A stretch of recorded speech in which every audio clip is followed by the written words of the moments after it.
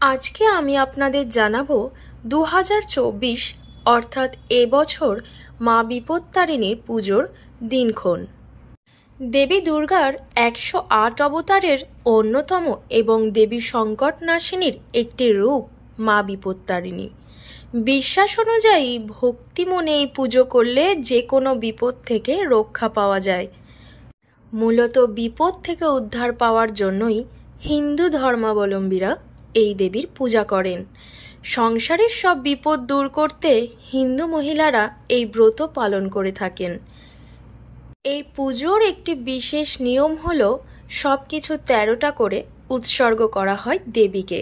আসুন জেনে নিই এবছর বিপত্তারিণী পুজোর কবে পড়েছে।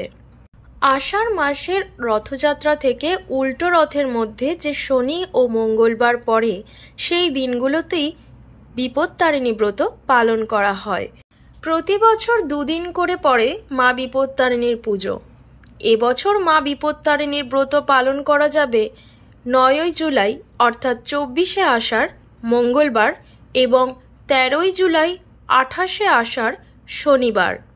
আমার ভিডিওটি দেখার জন্য আপনাদের ধন্যবাদ।